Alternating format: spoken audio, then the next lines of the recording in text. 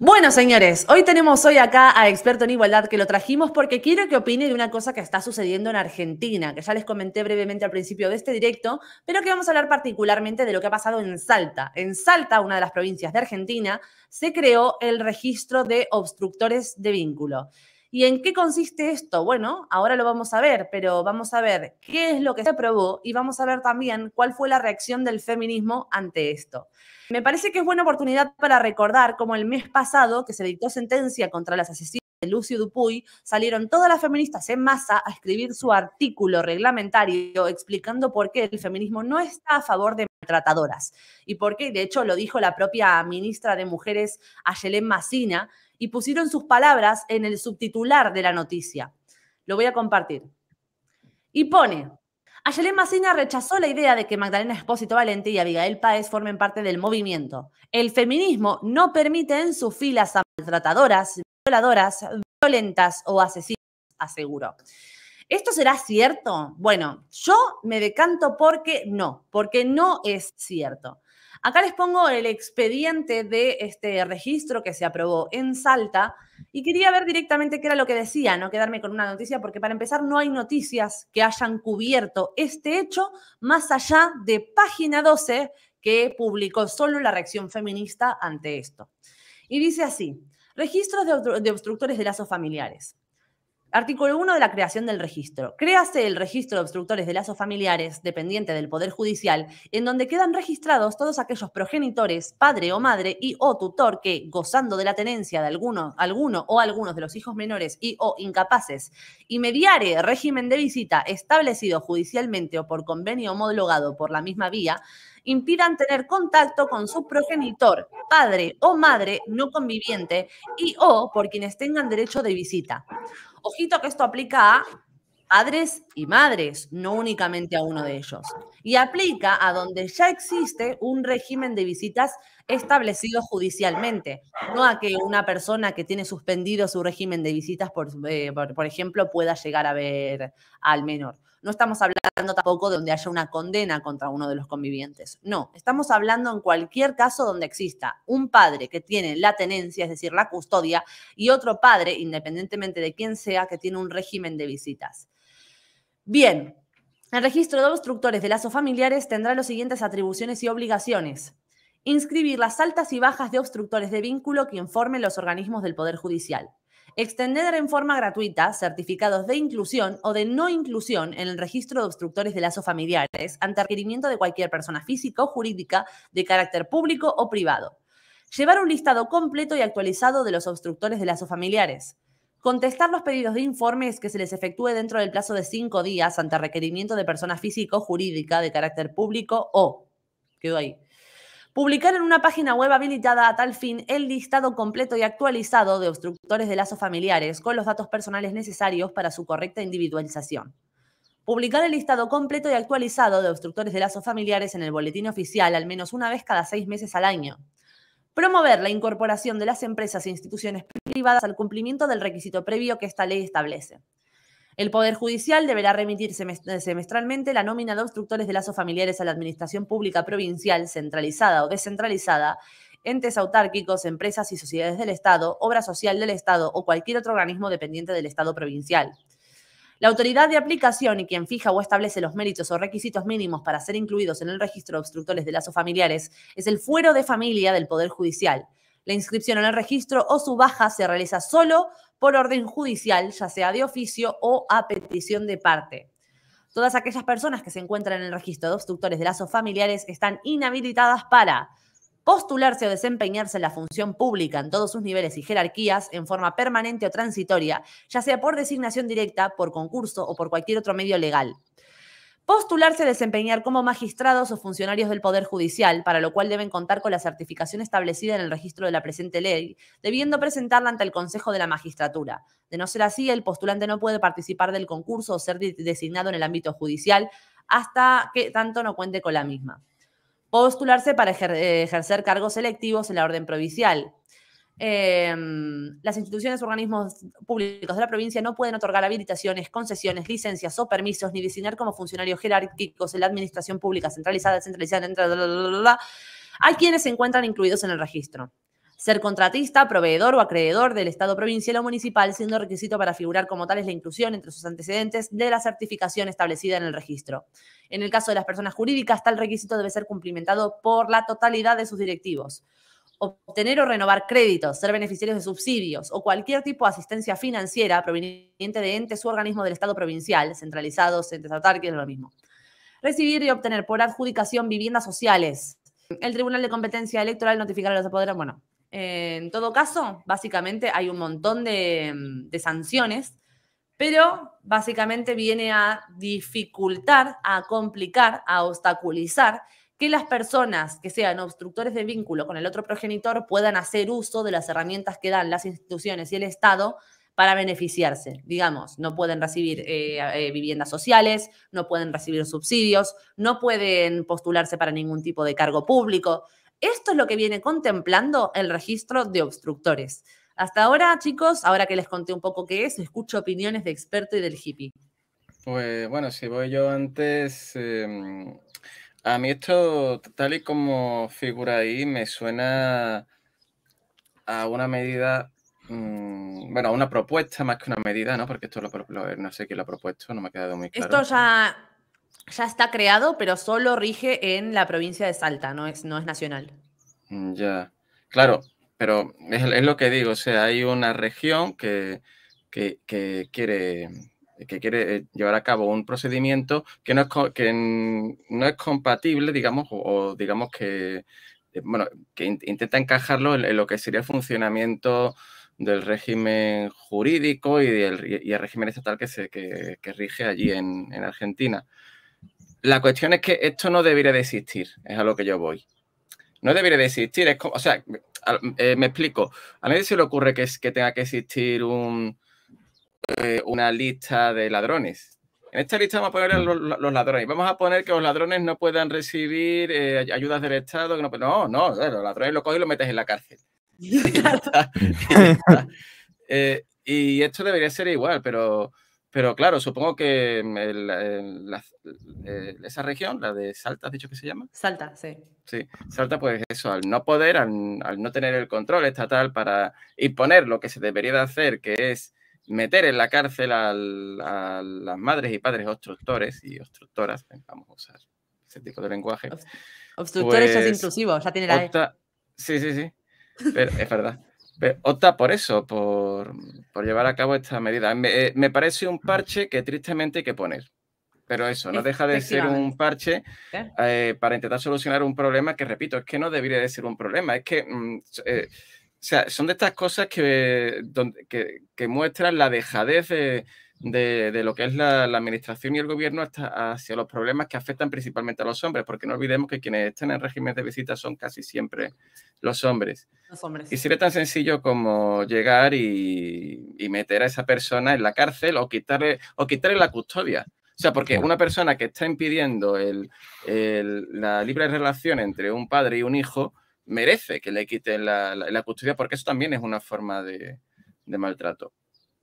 Efectivamente. Bueno, ¿y cuál crees, experto, que puede haber sido la reacción del feminismo argentino ante esta medida?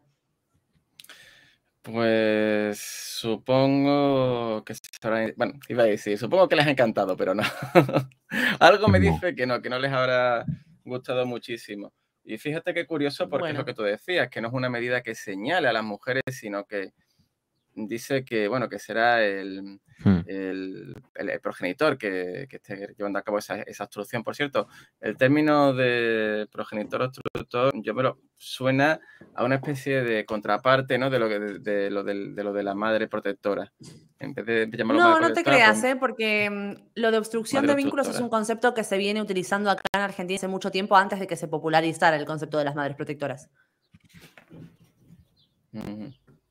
Pero bueno, la reacción del feminismo, te la traigo de la mano de Página 12, nuestro medio feminista favorito de Argentina. Esto es como diario público, pero en Argentina. Salta aprobó un registro de obstructores de lazos familiares. Ojitos, al subtitular. La organización Madres Protectoras aseguró que la iniciativa legislativa plantea un inexistente síndrome de alineación, escribieron cualquier cosa, parental, sin tener en cuenta el interés supremo de las infancias y adolescencias. ¿No sentís que estamos viendo la película repetida, Juanma? Bueno, lo hacen siempre. La cuestión es que en el documento que tú has leído no se menciona en ningún momento el síndrome de alienación parental. Ni siquiera, creo que ni siquiera se pone a hablar del hecho de la manipulación que pueda llevar a cabo un progenitor contra otro, que también No habla. debería ser motivo de sanción, sino que directamente está hablando de la obstrucción, o sea, de algo ya físico. También van a decir que eso es científico. No se ha demostrado científicamente que el hecho de separar en el espacio una persona de otro supone obstruir que se conozcan. Es que de verdad. Claro. Si esa misma medida lo hubieran puesto únicamente para hombres, para obstructores hombres, entonces le estaría pareciendo maravilloso. Pero lo estarían aplaudiendo con la concha, hippie. Pero es que literalmente, ¿así? seguro. Seguro, Seguro. Pero, y fíjate la pancarta que te ponen de imagen de portada, ¿no? No somos obstructoras de vínculos, somos madres protectoras. ¿Cómo no? ¿Cómo no? Yo ya, chicos, el año pasado estábamos en la vida posmoderna tratando este tipo de cosas, pero Juanma se los puede decir con absoluto salvajismo y ahínco, porque yo sabía que este año era el año de la violencia vicaria y las madres protectoras en Argentina, y se cumplió. Llámenme Valen Nostradamus, porque yo lo vivo y lo constato más tarde, que lo de las barbaridades que pasan en España, meses más tarde, llegan a Argentina. Por eso todo lo que pasa en España yo lo quiero tratar antes, porque nos tenemos que adelantar a estas barbaridades. Pues sí, bueno, mira, la Cámara de Diputados de Salta aprobó en su primera sesión del año el registro de obstructores de lazos familiares. Ojito cómo lo leímos, directamente lo que se aprobó, sin ningún tipo de intermediario en el medio, versus a cómo te lo va a contar página 12. El registro de obstructores de lazos familiares en el ámbito del Poder Judicial de la provincia. Es para registrar a progenitores, guardadores o tutores que, teniendo a su cargo el cuidado de personal de niñas, niños y adolescentes, y pidan el ejercicio del derecho a la comunicación o contacto del otro progenitor no conviviente o de la persona que tiene tales derechos. Si bien ya contaba con la media sanción de la Cámara Alta, la iniciativa legislativa tendrá que volver al Senado porque hubo modificaciones en su tratamiento en diputados. En tanto, en el Senado había sido impulsado por el legislador Emiliano Durán. La iniciativa despertó reacciones. La organización Madres Protectoras de Salta calificó la creación de este registro como terrible porque viene a atacar y revictimizar a las infancias. Esto atenta y vulnera los derechos de niños, niñas y adolescentes y por eso estamos en total oposición y desacuerdo, advirtió Yanela Barrios, representante del espacio y madre secuestradora. Lo digo, ¿no? Porque digo, si es la representante de la asociación. Aseguró que el proyecto plantea un inexistente síndrome de alienación parental, mentira, no se menciona absolutamente nada en el proyecto, que tuvo su origen en Estados Unidos en 1985 y que procura atacar las investigaciones de abusos sexuales a niños y niñas, afirmando que las denuncias por estos delitos son solo expresiones infantiles inculcadas o elaboradas por sus madres para denigrar o acentuar la ruptura con sus exmaridos o exparejas. Es increíble cómo toman la parte por el todo, ¿eh? O sea, de plantear esa posibilidad que se ha demostrado que es cierta. Aquí en España hemos tenido el caso de María Sevilla, donde luego se ha ido descubriendo que las acusaciones eran totalmente infundadas por la madre, el propio niño lo ha reconocido. De eso a decir que que directamente todas las agresiones son... son mentiras. Dice eso, que todas las agresiones son mentiras. Sí. Que el síndrome de alienación parental no dice eso, ni dice nada ni siquiera parecido. O sea, acá no te están definiendo lo que es el síndrome de alienación parental, que escriben mal en el artículo por segunda vez. Te están haciendo una interpretación, ¿viste? Te están haciendo una interpretación de lo que quieren que vos creas del síndrome de alienación parental sin definírtelo en el proceso. Pero por supuesto, es tal cual lo que decías. En septiembre de 2020, la Defensoría del Pueblo de la Ciudad Autónoma de Buenos Aires, este sería el más importante, emitió una declaración en la que rechazó la existencia del SAP por carecer de validez científica y jurídica, ¿viste? Exactamente igual que en España. Y porque la falaz teoría ha sido utilizada para invalidar pericias psicológicas y psiquiátricas, negar la existencia del delito de abuso de menores y desconocer la voz de los niños y de las niñas. Barrios expresó que en esta teoría las madres son acusadas como las obstructoras de vínculos cuando es totalmente lo contrario. En ese sentido, manifestó que la constitución de madres por protectoras persigue precisamente el objetivo de proteger a niños, niñas y adolescentes porque creemos en la palabra de ellos y de ese modo es que queremos protegerlos y actuamos y trabajamos en consecuencia. Insistió en que la iniciativa de los legisladores salteños intenta ponernos en una posición de madres vengadoras que están buscando venganza con los otros progenitores. Recordemos que acá, en Argentina, voy a ponerlo de vuelta, una vez más no lo voy a poner porque la última vez que lo puse en pantalla me lo reclamaron por derechos de autor. Pero hay un video que yo puse varias veces en La Vida Posmoderna y que Experto también lo vio, de dos hermanas, las hermanas Rotili, que son hijas de Seferino Rotili. Hablaron en televisión públicamente varias veces de cómo eran manipuladas por su madre para declarar en contra de su padre en una causa de abusos sexuales, por la que su padre estuvo prófugo durante no sé cuántos años. Cuando las chicas fueron mayores y pudieron hablar de todo lo que les había pasado, buscaron recuperar la relación con su padre, viajaron para poder verlo y reunirse con él, y empezaron a hablar en televisión de todas las barbaridades que su madre las obligaba a hacer. Chicas argentinas, ellas llegaban del colegio y la mamá las sentaba en una silla y les tomaba un examen, les iba contando cosas que supuestamente habían ocurrido, que ellas por supuesto jamás recordaban, y les hacía repetirlo. Y si se equivocaban, les decían que les iban a pasar cosas muy malas, que se lo tenían que aprender bien. Esas mismas niñas hoy son adultas y hablan de cómo su madre las manipuló hasta el hartazgo. Casos argentinos. Por si después uno menciona a lo mejor el caso de María Sevilla, donde se pudo probar que todo era absolutamente falso, o el de Juana Rivas, y te dicen, no, pero es que esos son casos de fuera, no podés pensar. Bueno, les pongo un caso de Argentina. Y después, si les parece, ponemos un post que hice yo sobre síndrome de alienación parental. La creación de este registro vendría a amparar a estos abusadores y violentos que quieren revincularse con los niños, ratificó. Nos planteamos cómo un niño que padeció y sufrió abuso puede querer vincularse con un abusador o con la familia de su abusador. Ante ello, insistió en su rechazo a la propuesta legislativa, basándose en que es fundamental que primero se tenga en cuenta el interés superior del niño, niña y adolescente, en el marco de los derechos reconocidos por la legislación nacional y tratados internacionalmente que son ley en el país. No obstruimos vínculos, simplemente protegemos y creemos a los niños cuando vienen y cuentan situaciones de abuso y violencia, en la mayoría de los casos. Madres Protectoras se constituyó a nivel nacional y el año pasado trabajaron de manera conjunta la diputada nacional Mónica Macha, esa que de la charlita, la que dirigía la charlita que minutamos para La Vida Posmoderna, sí. Juanma. Sí. También presidenta de la Comisión de Mujeres y Diversidad. A partir de allí se ingresó al Congreso de la Nación un proyecto que propone derogar la ley 24.270 de impedimento de contacto, que es una ley que está desde 1994 en Argentina, me parece. Una tenaza patriarcal que desde hace 3 décadas expone a las infancias a situaciones de abuso y vulneración de derechos y judicializa a las madres que luchan por sus hijos. Ay, decí que están en Argentina, porque si no tenían que pagar Inocente Duque. Macha aseguró que en septiembre del año pasado, en declaraciones a Página 12, que es importante derogar la ley de impedimento de contacto, porque en la actualidad se las utiliza para castigar a las madres protectoras. Claro, cometen un delito, eso es lo que pasa. Cuando cometes un delito, se te castiga por ello, según el Código Penal. Ellas evitan que sus hijos estén en contacto con tus abusadores, mientras que estos las denuncian usando esa normativa.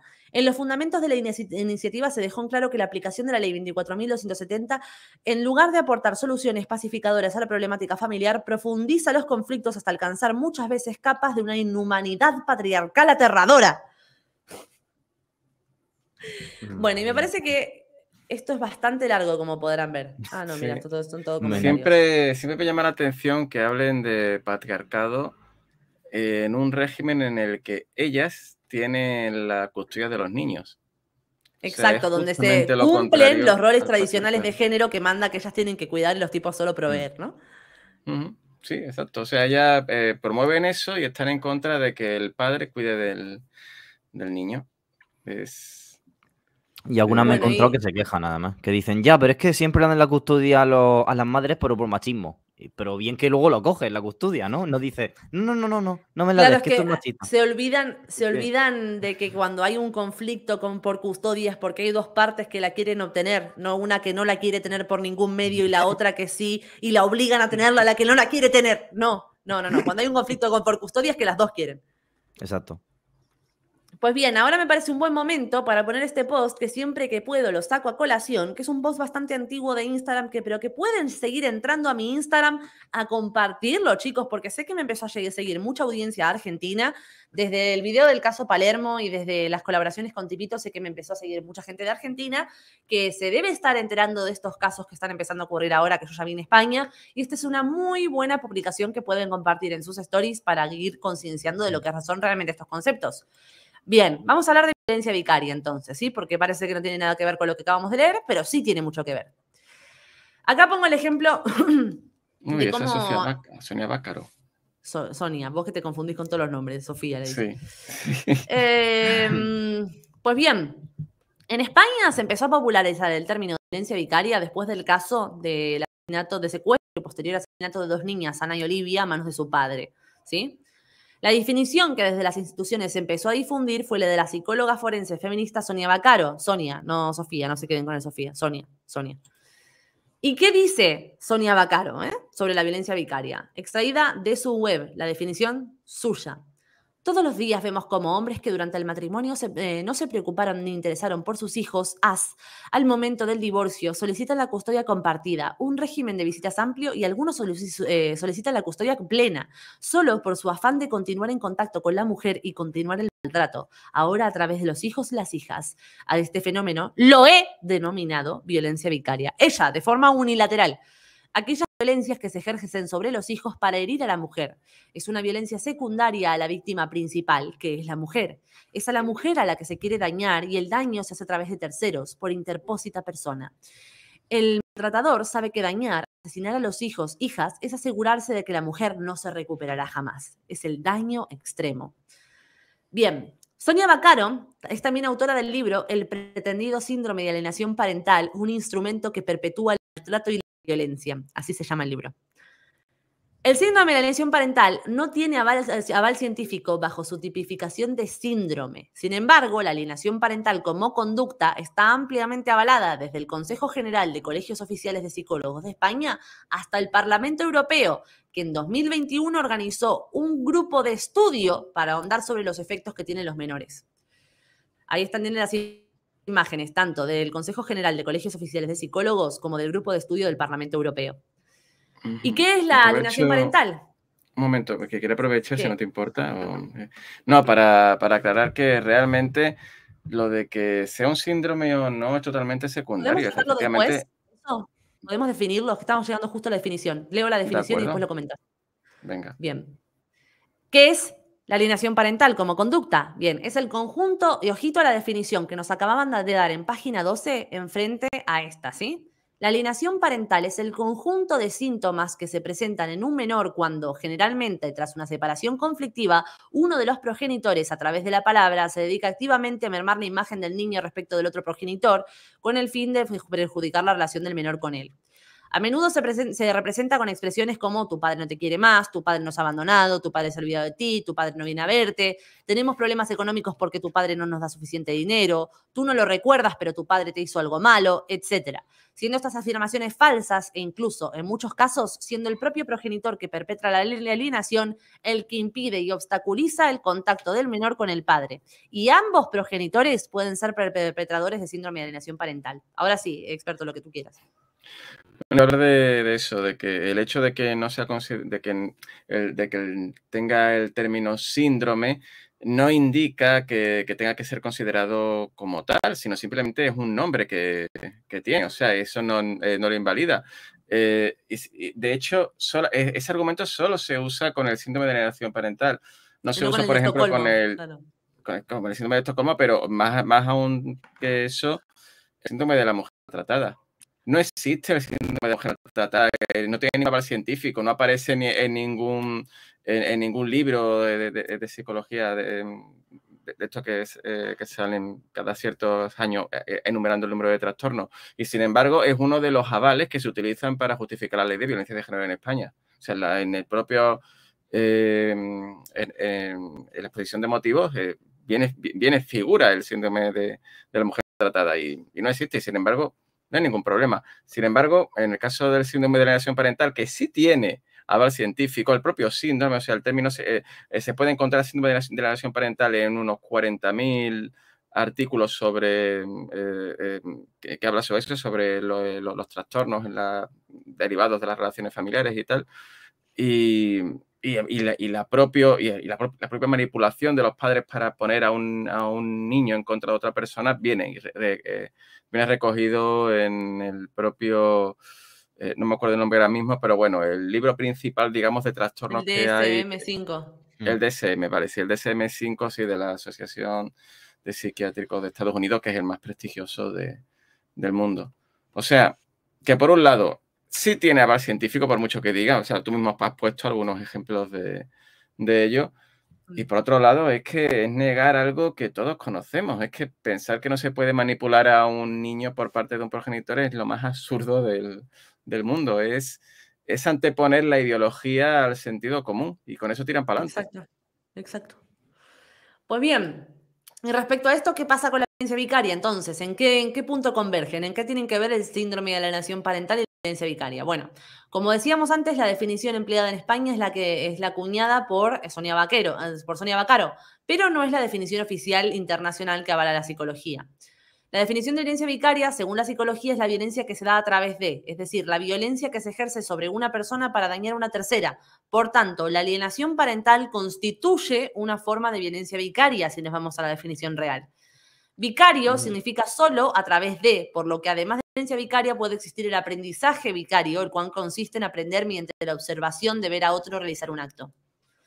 Sin embargo, España y ahora también Argentina dota esta definición de un componente de género. Solo puede ser blanco de ella las mujeres y sus hijos, incluso cuando la forma de ejercer esa violencia vicaria sea la alienación parental.